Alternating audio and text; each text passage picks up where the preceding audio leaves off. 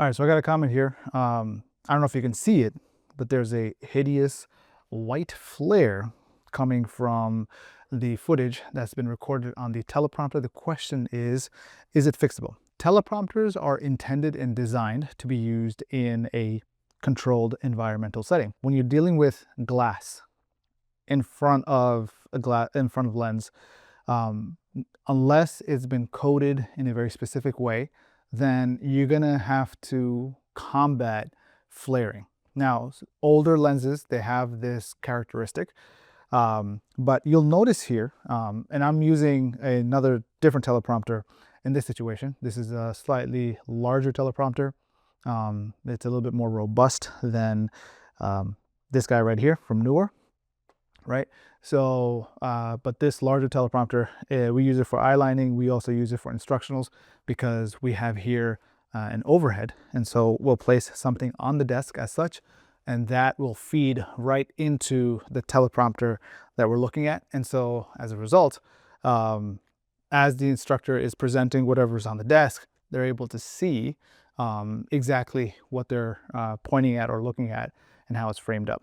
If it's not that, then there might be an interview that we're doing, and the person that is being interviewed is showing up directly in the teleprompter, and as a result, they're able to maintain eye line. So these are among the things that we're using this teleprompter for. But in order, because of the way that we've lit the instructor or the presenter that's going to be standing here, we've got our key light right over here that's being fed through some fabric to soften it up. We've got a honeycomb separator up top, and then we've got this halo light that's coming in from the edge over there.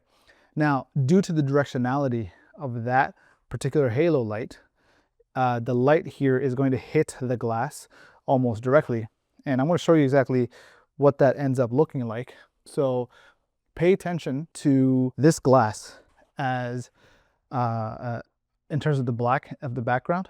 You might not notice it so much in terms of the difference that it's making, because one of the things that I've done in order to limit the glare that comes in onto the glass is, let me take this with me.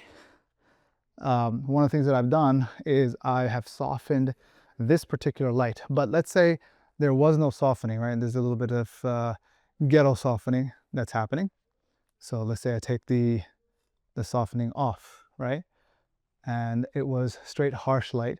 Now let me show you what that ends up looking like with relation to having the flag in place versus not having the flag in place. If we come back here, and then you notice how the glare in the glass is pulling away. Now it's subtle, but now the black stays black, right? This is the difference between having a flag to stop the light as opposed to having a light that's essentially softer. Now, both, obviously, if I put a flag in and I soften the light at the same time, I get a better result. Now, one of the things that you can do to minimize any kind of glare that shows up in your glass is to use a polarizer. It allows you to not only adjust what's happening to the glass, but take a look at if I were to position this in a way where there's going to be some sort of glare.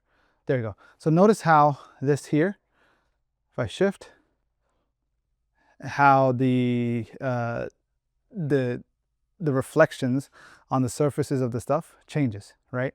So that's one of the benefits of using a polarizer in front of your lens. And so whatever glare that might be coming through is also minimized. Not eliminated, but minimized. But also there is a notable color shift.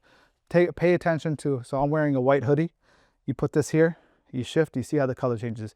Changes to a red, and it changes to a blue, to a red, to a blue. Now these are all kind of things that you need to pay attention to with relation to how these kinds of polarizers will also affect your white balance. So that's something to definitely to take into consideration. But say you want to go ahead and attach the polarizer on the lens, right?